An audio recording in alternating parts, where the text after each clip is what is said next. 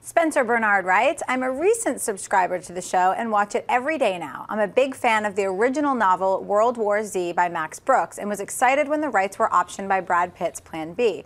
At the time, it reportedly cost them somewhere in the high six figures. 7 years later, the movie comes out and has absolutely nothing in common with the book other than the title. Was it really worth the money for them to buy the rights for the title alone? Why not just make their own Brad Pitt zombie movie and save the money? I understand that in adapting a novel, not everything that works in the book will work in a movie, but tossing out everything to make a generic zombie action movie just seemed ridiculous to me.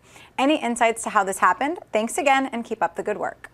Well, I mean, it's kind of well known. First of all, I will correct you in one thing.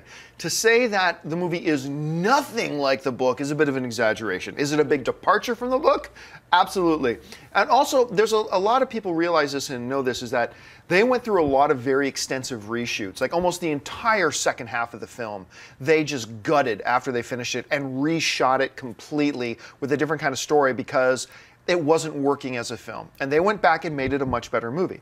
Now, why go ahead and pay all that money, you know, and really in Hollywood terms, a couple of $100,000 ain't that much money, but why pay that money if you're just going to make it a really different type of movie anyway? Here's why. World War Z made the studio a lot of cash. It ended up being very, very profitable when everybody was kind of worried it was going to be a big bomb and lose the studio a lot of money. Turns out being really profitable. If it did not have the title World War Z on it, I'm not sure it would have been as profitable. There is value there for the studio just to get the name. Just to get that name, because it was such a popular book. Get that name and attach it to the film, roughly base it on the book, as it was very loosely based on the book.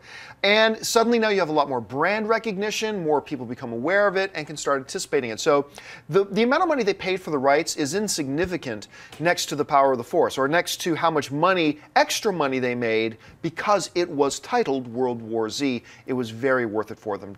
Schnepp, how do you see it?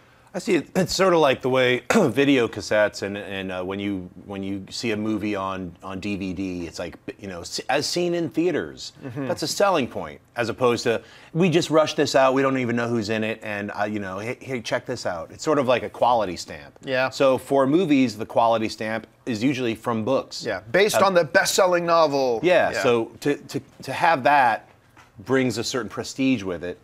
That's kind of how that starts anyway. Why these books get sold for such a giant amount of money. If they're bestsellers, Hollywood sees that as, oh, we're going to be able to ride off of this, and then, you know, Pride and Prejudice as Zombies happens, but that's still in, you know, when is that ever going to come out? Probably never, you know.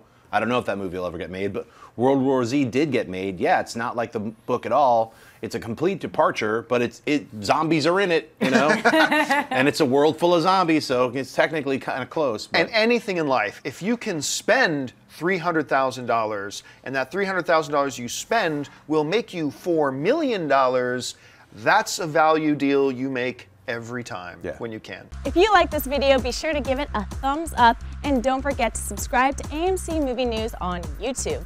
It's free and a great way to stay updated with all the latest movie news and check out our daily show, AMC Movie Talk. Also, don't forget to check us out on Facebook and Twitter to stay in the loop for our special prizes, giveaways, and contests.